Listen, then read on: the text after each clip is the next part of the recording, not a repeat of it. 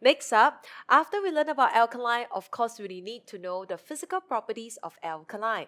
Now, I want to bring you to 3 alkaline that are found in our reagent rack. They are none other than sodium hydroxide, calcium hydroxide, and ammonium hydroxide.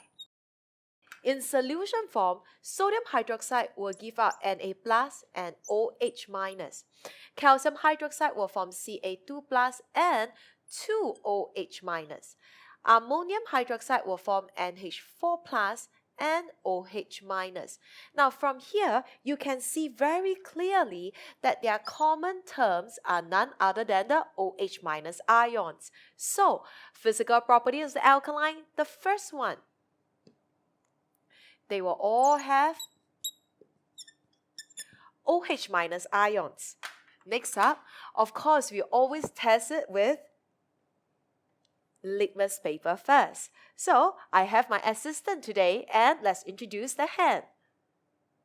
Can I have sodium hydroxide, please? Now, this is a beaker of sodium hydroxide. Let me shift it. Thank you. And I'm going to dip these 2 inside.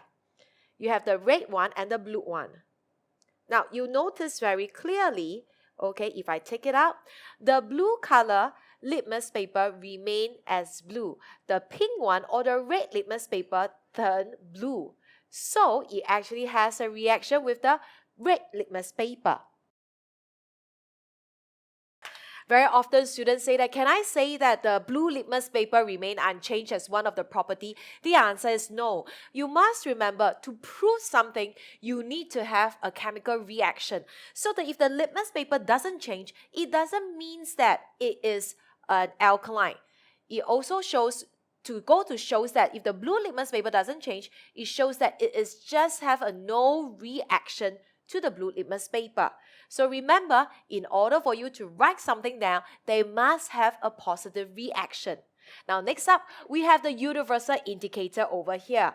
Of course, universal indicator, it follows the rainbow color. And how do you remember? Let's recap again. Roy, go business in Vietnam. And if you still remember, universal indicator follow the pH level as well.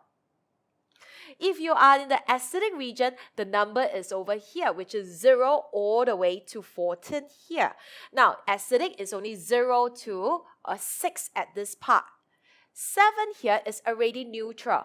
Then, of course, all the blue color, blue, indigo, and violet, these are my alkaline. The larger the number, the more alkaline it is. So next up, I'm going to use a universal indicator to show you the color change. Now, over here is universal indicator. It is green in color, and I hope you can see that it's green. And I'm going to dip it inside into this part here, which contains sodium hydroxide. I can see that it turned purple, and I hope that the people can see and capture in the video as well. This is actually violet in color. Swear is actually really purple. Thank you very much. So, it goes to show that alkaline have a pH of 14. So, 2 things to say. You will turn universal indicator from, of course, that is a violet color. I don't have a violet pen, so I use the blue color.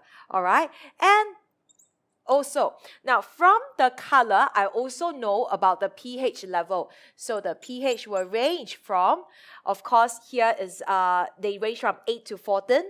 What I saw is really at 14, but the range is from 8 to 14. Bigger the number, the more alkaline it is. So these are your physical properties.